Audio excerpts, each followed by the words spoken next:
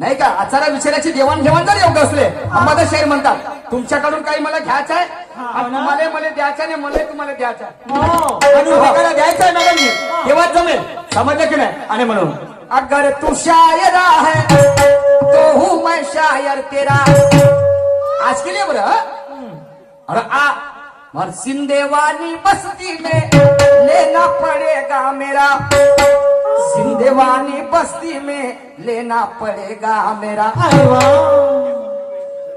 हाँ है कहना किया शर्म तो फुट जाते करम तो झूठ है यह है सच्ची बात बात देना मुझे पकड़ के हाथ तो मैं हाथ देना मुझे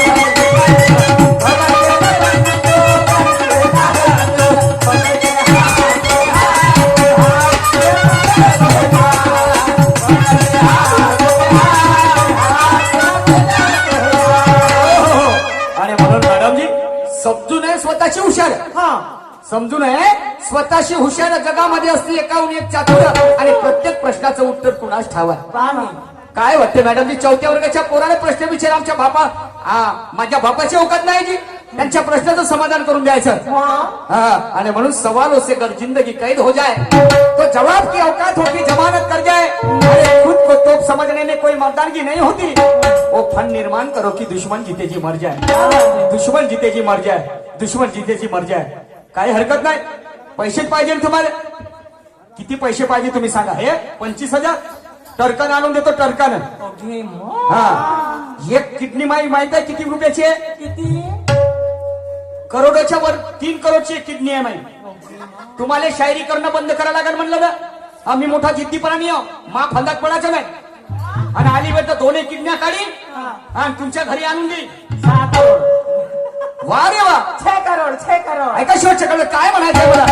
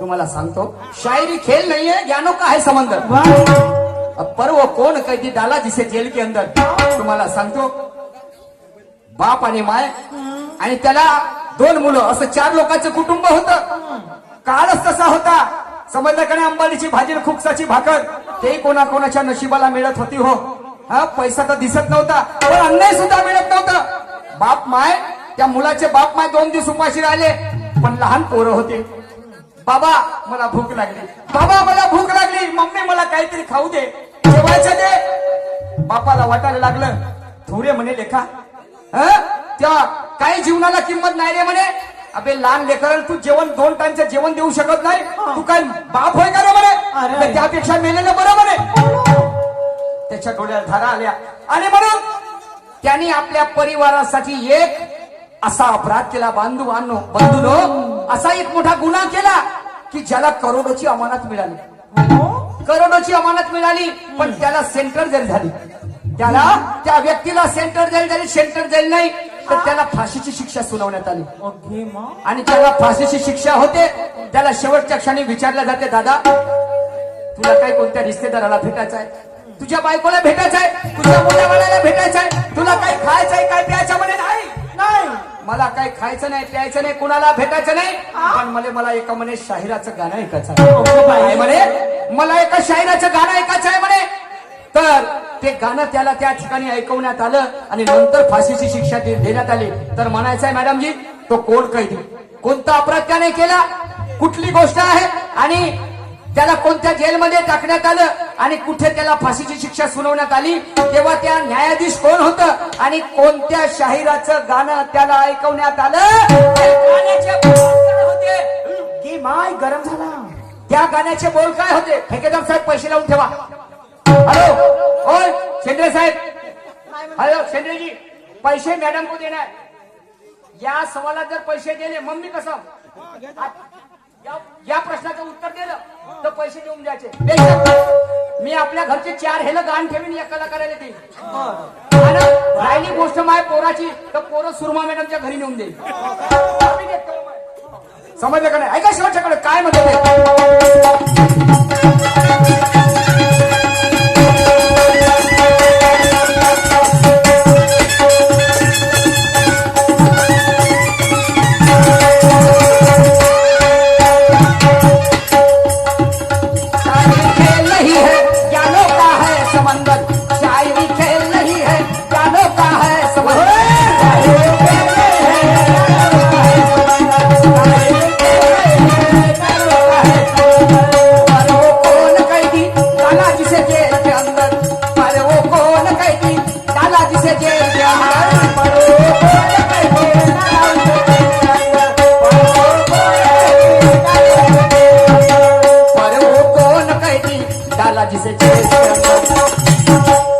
क्या था अपराध उसका, बता दो नाम उसका.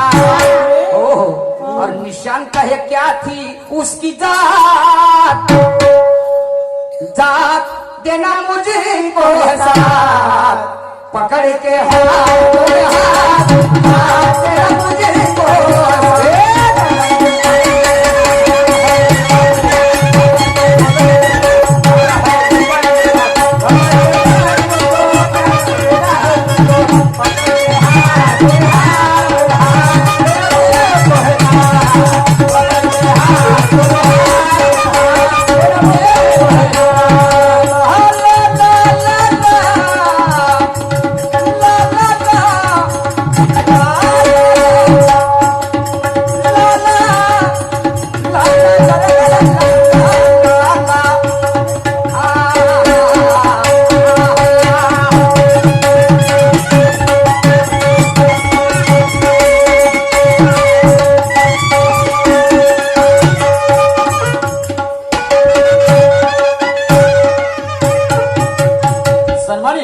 विश्वजित निहारे साहेब यांच्याकडे विचारधारेवरती 50.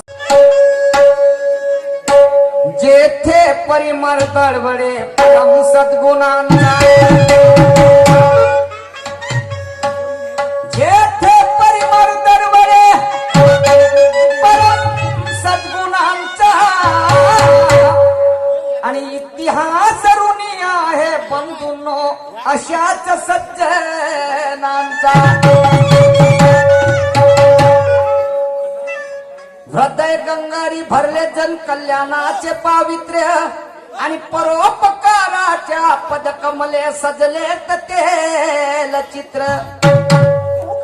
हो मी त्या जगचिंतनाच्या वाटेवर आणि मग परवा कशाची बंधूंनो जरी चालावं लागलं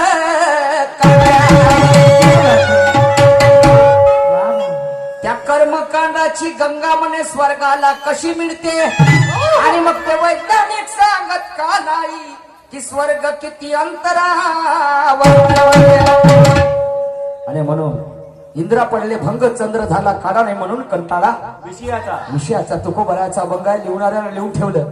आणि म्हणतात की इंद्राच्या शापाने त्या चंद्राला डाग पडले, पण इथून वैज्ञानिक जेव्हा त्या चंद्रावर गेले म्हणे तिथे चंद्राला डाग नसून तिथे फक्त दगड गोटे आहेत, या व्यतिरिक्त काहीच नाही. आणि म्हणून लग्नाआधी नवरी झाली झाली बहाडांतीन हो, झाली बहाडांतीन हो, झाली बहाडांतीन झाली बहाडांतीन हो. नवर देवा झाले संतान गा या पिढीतील हो.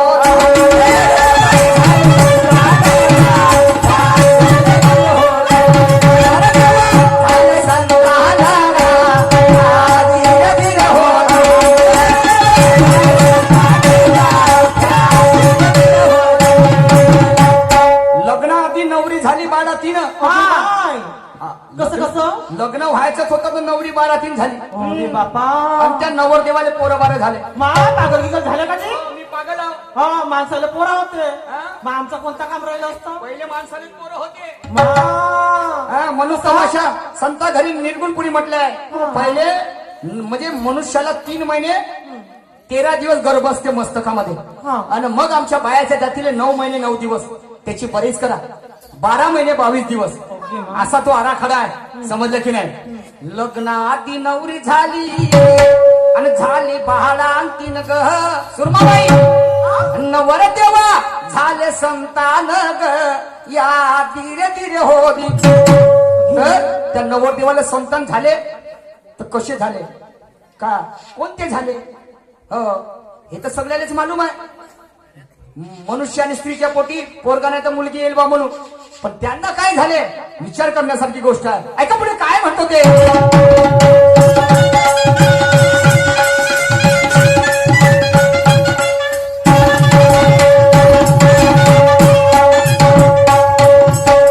पहिले झाले लग्न बापा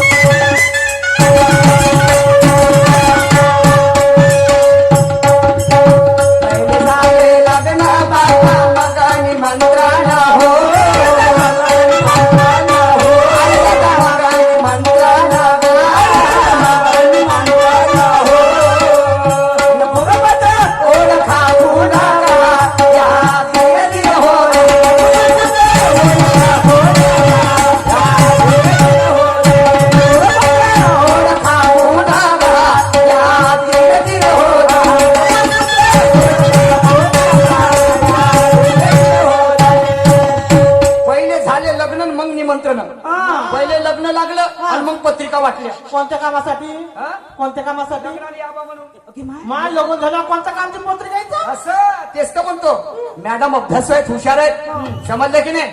हा का पाहायचं आजी त्यांचं हा, आणि म्हणून ऐका पुढे काय म्हणतो ते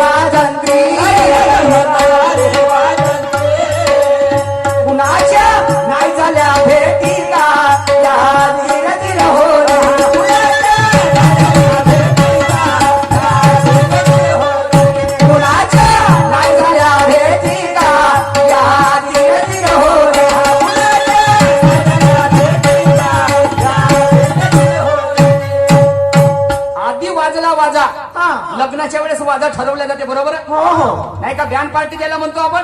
हा आता आधी वाजला वाजन मग आले वाजंत्री भूत वाजवत होते का ते का माहिती मॅडमची सांगते हा. पण कुणाच्या नाही झाल्या भेटी आणि मग काय झालं ऐका पुढे काय म्हणतो ते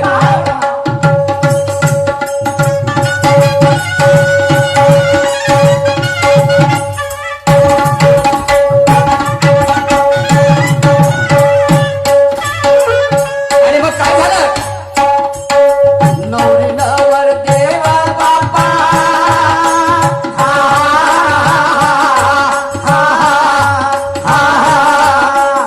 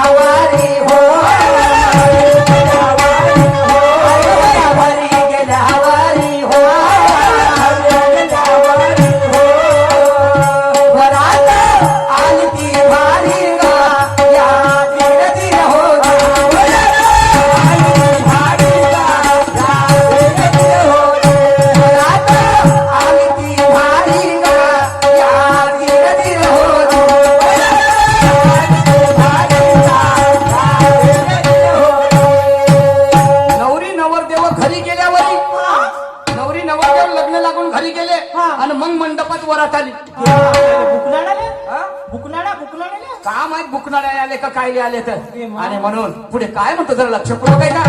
काय म्हणता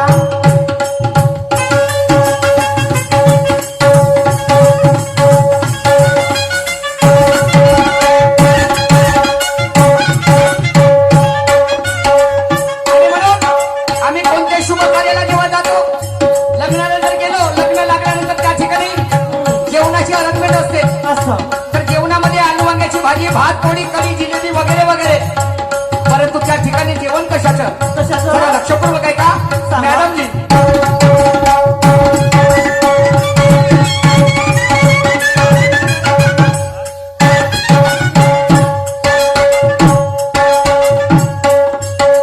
अन्न सोडून या बाबा, आहा, आहा, आहा.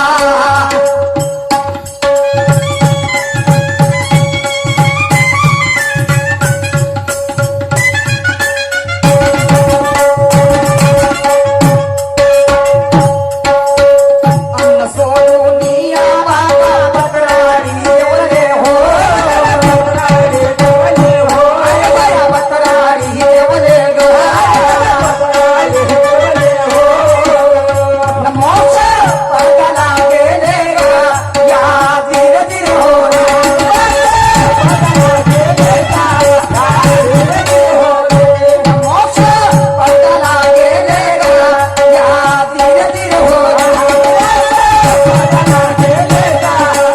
धीर धीर हो. सन्माननीय श्री जयंताजी कामडी साहेब बडेगाववाले यांच्याकडे या विचारधारेवरती 200 रुपये प्रेमपुष्प आलेलं, त्यांच्यासाठी बंधून जोरदार टाळ्याचा गजर होऊ द्या. अरे बजाव यार चिंगुशी मत करो. हे नश्वर शरीर आहे, हे मातीतलं शरीर एक दिवस मातीत जाणार आहे. परंतु आम्हाला असं वाटते की कोणी 5-50, 10 रुपये जेव्हा आम्हाला देतात आमच्या गाण्यावर, असं वाटते की आम्ही सगळ्यात मोठी कमाई केली. म्हणजे आमच्या गुणाला काही किंमत मिळते तेव्हा आम्हाला समाधान वाटते. समजलं धन्य रे माझ्या माय बापा, की आई बाबा तुमच्याबद्दल तुम्ही जन्मास घेतलं, माझ्या जीवनाचं काहीतरी सार्थक होऊन राहिलं. समजलं की नाही? आणि म्हणून एका शेवटच्या काळात काय म्हणतो ते,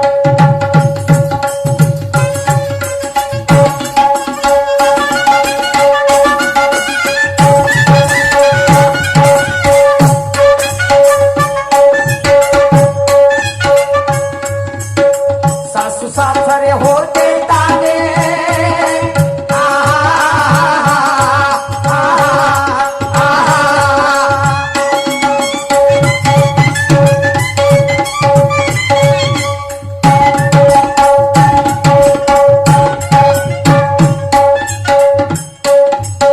सासू सासरे होते ताने, दूध मागे सुने हो, दूध मागे सुने हो, दूध मागे सुने गा, दूध मागे सुने हो. पुरुषोत्तम बैल तो गाणे गा, या धीर धीर हो, गाणे गा, या धीर धीर हो. निराळा गाणी तो गाणे गा, या धीर धीर हो.